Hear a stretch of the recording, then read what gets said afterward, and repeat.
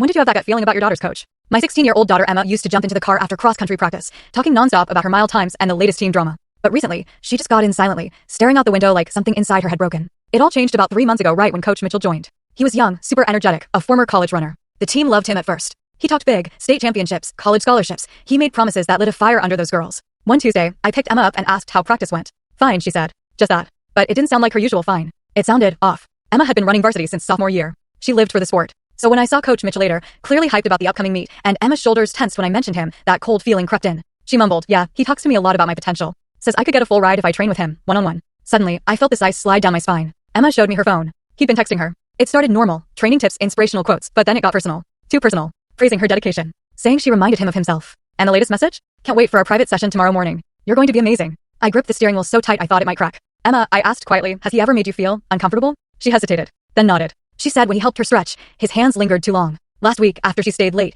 he commented on her legs. Asked if she'd ever thought about modeling. That night, I told my wife Karen. She turned pale. Emma begged us not to make a big deal. What if I'm wrong? What if he's really just trying to help?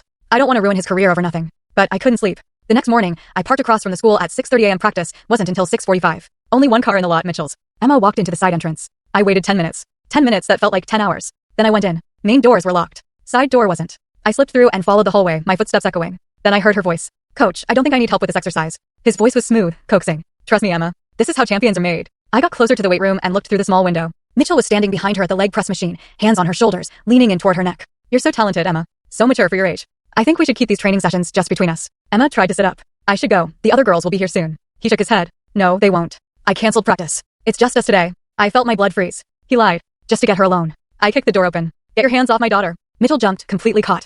Emma backed away, crying. You sick freak, I growled, grabbing his shirt and slamming him against the wall. What the hell do you think you're doing? He stammered, Mr. Davis, wait, it's not what it looks like. Oh, really? Because it looks like you lied to my daughter, isolated her, and had your hands all over her. Mitchell's eyes darted around like a trapped animal. I was just helping with her form, by telling her to keep it a secret. I snapped. By canceling practice so you could be alone with her? Emma sobbed. He said the other girls would get jealous if they found out about my special training. That was it. I shoved him harder. You manipulative piece of garbage. I'm calling the police. Mitchell tried to save face. Fine. Call them. I pulled out my phone while still holding him against the wall. I'm sure they'd love to see all those texts you've been sending. That's when his face crumbled. He knew he was done. Within hours, Mitchell was in handcuffs. 2 more girls came forward that same day. Turns out, he'd been fired from another school for the exact same thing. But no one had reported it officially. Later, Emma sat next to me in the car, shaking. Dad, I was so scared when you told me it was just us. You did nothing wrong, Em. Nothing. This is on him. The school hired a new coach, a woman in her 40s with a spotless record. Emma's running times have improved like crazy. But the best part? She's back to bouncing into the car after practice, telling me everything again. Smiling. Safe.